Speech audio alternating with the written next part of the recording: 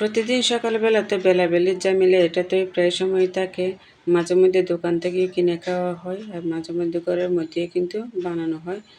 Hello everyone, সবাই কেমন আছেন? আশা করছি সবাই খুবই ভালো আছেন। আজকে একটা মনিটাইজেশন বিষয়ে কথা বলবো, যেটা হচ্ছে মনিটাইজেশনের আগে মিউজিক দিলে কি মনিটাইজ করা যাবে কি না, একজন প্রশ্ন করেছে। আমি বলতেছি হ্যাঁ, অবশ্যই যাবে, যদি মিউজিকটা যদি নিজের হয়। অন্যের মিউজিক হলে তাহলে কখনো দেওয়া এটা উচিত নয়।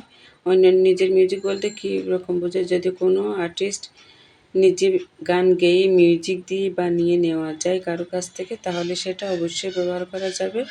আর যদি ফেসবুক থেকে যদি নেওয়া হয় তাহলে সেটা ব্যবহার করা যাবে না। ব্যবহার করতে পারবে, কিন্তু এটা কপিরাইট আসবে, নিজের ক্ষতি হবে। সুতরাং ব্যবহার না করাই ভালো। তো এদিকে দেখা যাচ্ছে আমি ছাদের মধ্যে উঠে টক পাতাগুলো ছিঁড়ে নিচ্ছিলাম, আর এদিকে এটা কি বলে, অনেকে কী পাতার নাম বলে, আমাদের ভাষায় বলা হচ্ছে উলুং পাতা, যেটা হচ্ছে সমুদ্রের মাছের মধ্যে দিলে এটা কিন্তু একটা সুন্দর ঘ্রাণ আসে।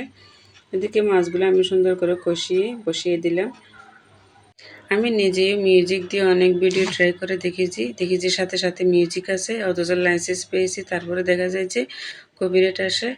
মানে যিনি হোল্ডার মালিক ওনাকে দিতে হয়, পার্সেন্টেজ দিতে হয়, এগুলো অটোমেটিকলি কেটে নিয়ে যাবে। তো যেহেতু এখনও ইনকামের কোনো নাই, তাহলে কীভাবে আমি শেয়ারিং দিব, যার জন্য আমি মিউজিকটা ব্যবহার করি না। যদি কোনো স্টুডিও থেকে যদি নিজে বানিয়ে নিতে পারি, নিজে সাউন্ড দিয়ে বা কারো একজনের গলা দিয়ে গান দিয়ে যদি বানানো নেওয়া যায়, তাহলে সেটা ব্যবহার করতে পারবে, কোনো ঝামেলা নেই, কোনো অসুবিধাও হবে না, কপিরাইটও আসবে না। এভাবে কিন্তু যারা আছে, অনেকে একদম শুরু থেকে মিউজিক দিয়ে ভিডিও বানাচ্ছে, তাদের কিন্তু অনেক বড় পেজ, তারা কিন্তু ভালো একটা ইনকামও করে, এদের কোনো সমস্যা হয় না। তো এদিকে আমি অনেক কথা বলতেছি, পাকে আমার রান্নার কাজগুলোও করতেছি। এদিকে আমি এটা হচ্ছে টিচারের নাস্তা বানাচ্ছি অল্প করে সুজি দিয়ে। যেহেতু আমার এখানে লিকুইড দুধ ছিল না ঘরের মধ্যে, তাই আমি এটা গরম পানি দিয়ে বানিয়ে নিচ্ছি। সুজিগুলো এভাবে ফুটিয়ে নিচ্ছি সুন্দর করে, আস্তে আস্তে করে জাল দিয়ে। এর আগে হালকা করে তেল দিয়ে আমি ভেজে নিয়েছিলাম, তারপরে দিয়েছি হচ্ছে খেজুরের গুড় ছিল ঘরের মধ্যে, গত বছরের খেজুরের গুড়, এবছরের না এটা।